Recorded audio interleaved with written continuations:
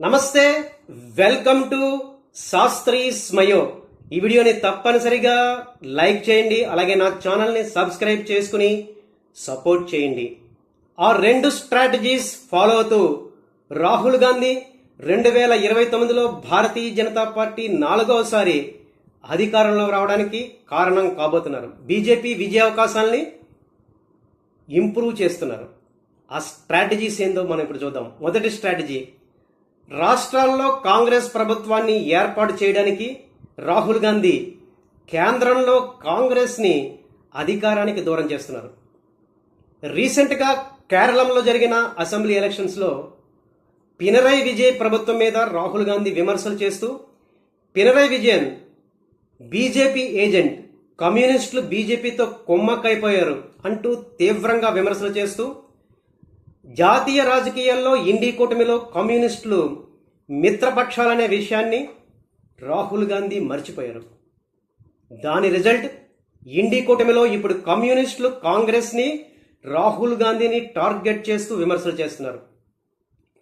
పినరయ్ విజయన్ ఇండీ కూటమి మీటింగ్లో మాట్లాడుతూ, రాహుల్ గాంధీ నరేంద్ర మోడీని కౌగులించుకుంటారు, కానీ మిత్రపక్షాలైన మమ్మల్ని షేక్ హ్యాండ్ ఇవ్వడానికి కూడా ఇష్టపడరు.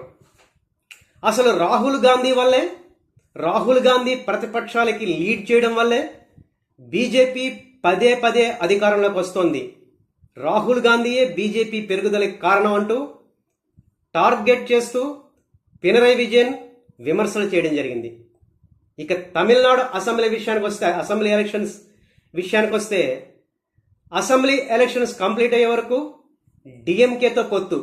ఒక్కసారి Vijay TVK party single largest పార్టీగా రావడంతో అధికారం కోసం కాంగ్రెస్ విజయ్ పంచన చేరిపోయింది. దీంతో స్టాలిన్ కోపంతో డిఎంకేని ఇండీ కూటమి నుంచి బయటికి తీసుకొచ్చి కాంగ్రెస్ మీద, రాహుల్ గాంధీ మీద విమర్శలు చేస్తున్నాడు. రాహుల్ గాంధీయే భారతీయ జనతా పార్టీ బలపడడానికి కారణం అంటూ విమర్శలు చేస్తున్నారు. అలాగే పంజాబ్లో, హర్యానాలో, ఢిల్లీలో కాంగ్రెస్ అధికారంలోకి తీసుకురావడానికి ఆమ్ ఆద్మీ పార్టీతో దెబ్బలాట్లు. ఆమ్ ఆద్మీ పార్టీ కూడా ఇండీ కూటమికి గుడ్ బై చెప్పేసి కాక్రోచ్లే బెటర్ అంటూ ఇప్పుడు కాంగ్రెస్ని, రాహుల్ గాంధీని విమర్శలు చేస్తున్నారు. ఈ రకంగా రాష్ట్రాల్లో అధికారం కోసం కేంద్రంలో తన అధికారాన్ని కాంగ్రెస్ దూరం చేసుకుంటుంది. ఇక రెండవ స్ట్రాటజీ రాహుల్ ఫాలో అవుతున్నది. దానివల్ల బీజేపీ ఏ రకంగా బలపడుతుందో మనం చూద్దాం. మోడీ సెంట్రిక్గా రాహుల్ గాంధీ రాజకీయాలు. రాహుల్ గాంధీ రాజకీయాలు ఎలా ఉంటున్నాయంటే, కేవలం మోడీని ఒక విలన్గా, తనని తాను హీరోగా ప్రొజెక్ట్ చేసుకుంటూ మోడీ సెంట్రిక్గా రాజకీయాలు చేస్తున్నాడు. అంతేగాని కాంగ్రెస్, ఇండీ కూటమి ఆర్థిక లక్ష్యాలు ఇవి జాతీయ భద్రత గురించి కాంగ్రెస్ లేదా ఇండీ కూటమి లక్ష్యం అంటూ ఒక ఆర్థిక విధానాలు కానీ, రాజకీయ విధానాలు కానీ ప్రజలతో చెప్పకుండా కేవలం మోడీని విమర్శిస్తూ మోడీ సెంట్రిక్గానే రాహుల్ గాంధీ రాజకీయాలు చేస్తున్నాయి. దానివల్ల బీజేపీయే బలపడుతుంది. కాంగ్రెస్, ఇండీ కూటమి మొక్క చెక్కలవుతుంది. 1977లో కాంగ్రెస్ ఎమర్జెన్సీ తర్వాత జయప్రకాష్ నారాయణ్ నేతృత్వంలో పెద్ద ఎత్తున ప్రతిపక్షాలు ఉద్యమించాయి ఇందిరాగాంధీకి వ్యతిరేకంగా. అప్పుడు జయప్రకాష్ నారాయణ్ ఇందిరాగాంధీని టార్గెట్ చేస్తూ కేవలం ఉద్యమాలు చేయలేదు. మేము అధికారంలోకి వస్తే ఇవి మా ఆర్థిక విధానాలు, ఎమర్జెన్సీ వల్ల భారతదేశంలో ప్రజాస్వామ్యం నశించిపోయింది, దాన్ని మేము పునరుద్ధరిద్దాం మేము అధికారంలోకి వస్తే అంటూ క్లియర్ కట్ లక్ష్యంతో జయప్రకాష్ నారాయణ్ డైరెక్షన్లో జనతా పార్టీ కేంద్రంలోకి అధికారంలోకి రాగలిగింది ఇందిరాగాంధీని ఓడించి. అఫ్కోర్స్ తర్వాత మళ్ళీ జనతా పార్టీ ప్రయోగం విఫలమైంది, అది తర్వాత విషయం.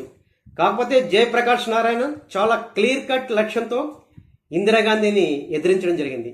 కానీ ఇప్పుడు రాహుల్ గాంధీలో అలాంటి లక్ష్యాలు కానీ, అలాంటి స్ట్రాటజీస్ కానీ లేకుండా కేవలం మోడీ సెంట్రిక్గా మోడీని విమర్శిస్తూ ఎటువంటి లక్ష్యాలు, ఎటువంటి కాంగ్రెస్, ఇండీ కూటమిల ప్రొజెక్షన్స్ లేకుండా ప్రజల్లోకి వెళ్తూ మరో రకంగా భారతీయ జనతా పార్టీ, నరేంద్ర మోడీలు బలపడడానికి రాహుల్ గాంధీ కారణమవుతున్నారు. ఎప్పుడైతే రాజకీయాలు నరేంద్ర మోడీ వర్సెస్ రాహుల్ గాంధీగా ఉంటాయో అప్పుడు తప్పనిసరిగా మోడీ భారతీయ జనతా పార్టీ బలపడుతూ వస్తుంది. ఇది చరిత్ర చెప్పిన సత్యం.